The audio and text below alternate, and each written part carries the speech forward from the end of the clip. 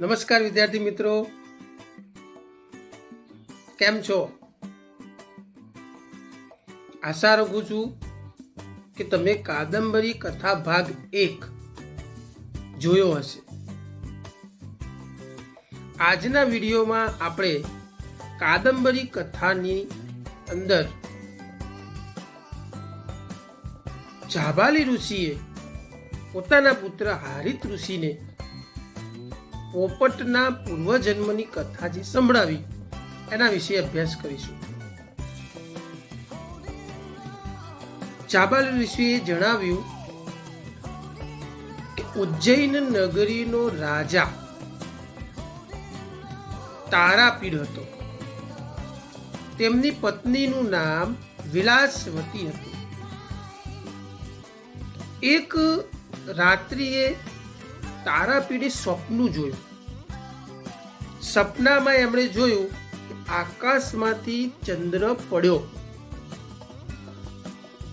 સવારે આ સપનું તેમણે પોતાના મંત્રી શુકનાસને જણાવ્યું. શુકનાસે કીધું, રાજાજી, આકાશમાંથી ચંદ્ર પડ્યો એ તો શુભ કહેવાય. નક્કી તમારા ઘરે કંઈક શુભ થશે. એના થોડાક દિવસો પછી તારાપીડના ઘરે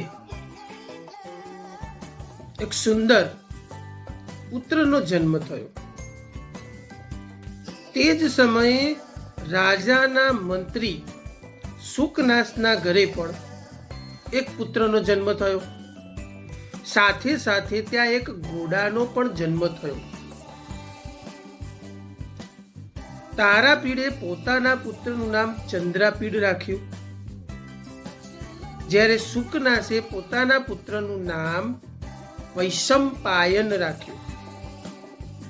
બંને પુત્રોને તારાપીડે વિદ્યાભ્યાસ કરવા માટે મોકલી દીધા.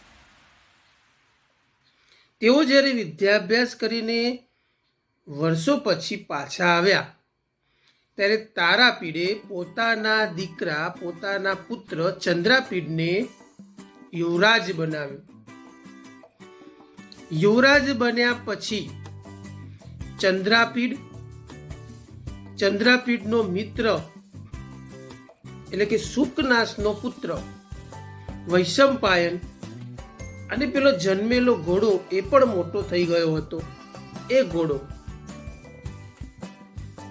આ ત્રણ સાથે સાથે કેટલાક સૈનિકો અને તેમની એક દાસી પત્રલેખા, આ બધા જ દિગ્વિજય માટે નીકળ્યા. વચમાં એક વન આવ્યું, જંગલ આવ્યું. ત્યાં બધા જ વિશ્રામ કરવા માટે બેસ્યા. પરંતુ ચંદ્રાપીડ પોતાના ઘોડા સાથે આગળ ચાલ્યો.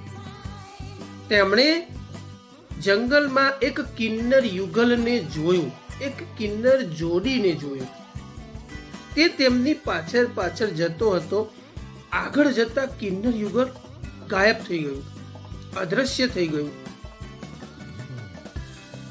ત્યાં એક અચ્છોદ સરોવર હતું. ચંદ્રાપીડ અચ્છોદ સરોવરની પાસે પાણી પીવા ગયો. તરત જ મંદિરમાંથી ઘંટડીઓનો અવાજ સંભળાયો.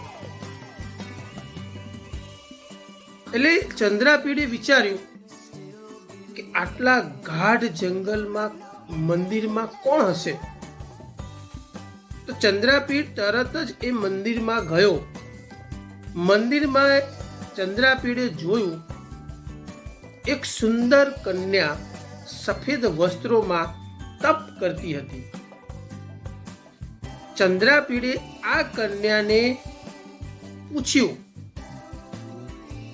કે તમે આટલા ગાઢ જંગલમાં આ મંદિરમાં શું કરો છો?